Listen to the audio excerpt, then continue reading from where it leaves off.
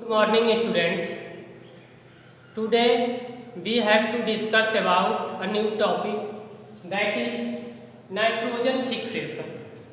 Means you know that composition of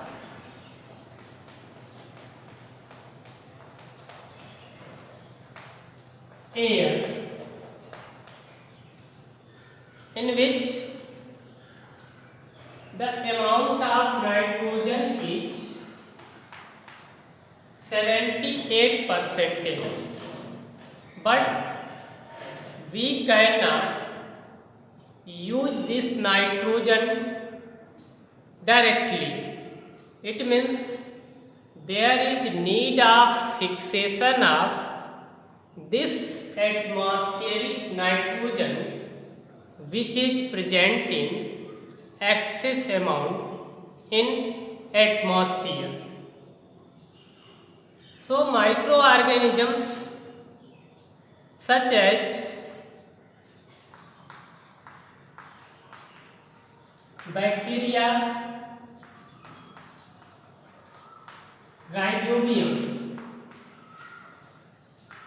which is found in leguminous roots of leguminous plant, means pulses yielding plant such as pea plant, gram plants, pigeon pea plants, which can fix the atmospheric nitrogen in their compound form. And you know that pulses are the best source of protein, and in protein nitrogen is found. So in this way, with the help of microorganisms such as bacteria, rhizobium, we can get nitrogen in the form of pulses. So in this way, microorganisms also play a very significant role in fixation of atmospheric nitrogen. Now I will discuss about nitrogen cycle. In this flow diagram, which is also given in your book, textbook, see this flow diagram, that how the nitrogen is circulated in this nature through nitrogen cycle. Means we can say conversion of abiotic nitrogen into biotic nitrogen and biotic nitrogen into abiotic nitrogen is called nitrogen cycle. abiotic nitrogen मतलब जो nitrogen soil में, air में या फिर water में present है, because you know air, water and soil are abiotic components of environment, and plants and animals are biotic components of environment. So circulation of nitrogen from abiotic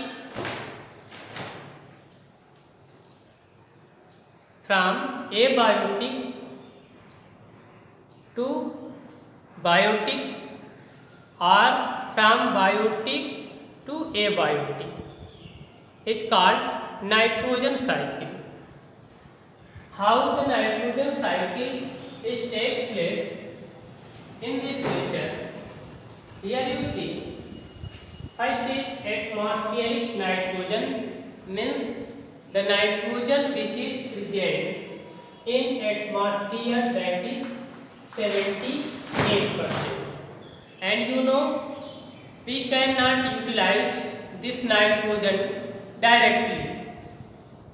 So in first process, nitrogen fixing by bacteria and blue-green algae fix atmospheric nitrogen. तो अभी हमने बताया कि rhizobium and some cyanobacteria which is also called blue-green algae has capacity to fix the atmospheric nitrogen. So when bacteria such as rhizobium and blue-green algae fix the nitrogen, then bacteria in turn fix nitrogen into the nitrogenous compound. अब इसके बाद bacteria क्या करेगा कि next stage में nitrogenous compounds में nitrogen को change कर देगा. मीन्स नाइट्रोजिनस कंपाउंड्स का मतलब नाइट्रेट और नाइट्राइट फॉर्म में चेंज करेगा. अब यहाँ से नाइट्रोजिनस कंपाउंड से compounds of nitrogen in soil. अब नाइट्रेट और नाइट्राइट जो कंपाउंड्स बने वो कहाँ पे आ जाएंगे? सॉइल में आ जाएंगे. अब सॉइल से क्या होगा कि यहाँ पे पॉसिबिलिटी ये है कि अपटेक बाय प्लांट. सॉइल से प्लांट ले लेंगे, स्पेशली पल्सेस प्लांट, और जब फूड आइटम्स बन जाएंगे, मीन्स पल्सेस प्लांट से जब हम पल्सेस ऑब्टेन करेंगे तो उसको ईट करेंगे. मीन्स एनिमल क्या करेगा? इस प्रोडक्ट को ईट करेगा और वो भी नाइट्रोजन ले लेगा. इसके बाद जब डाइजेशन होगा उस फूड आइटम का एनिमल बॉडी में, then after digestion you know that there is formation of two types of material. First is useful material and second is harmful material. So harmful material means waste material which is necessary to excrete from our body, means feces and urine.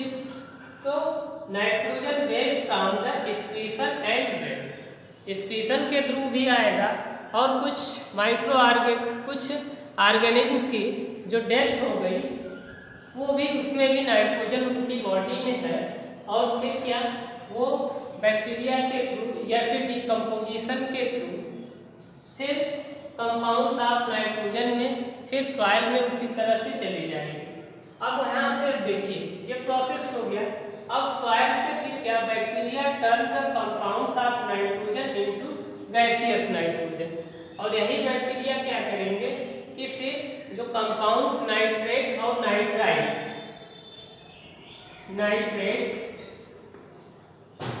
And nitrite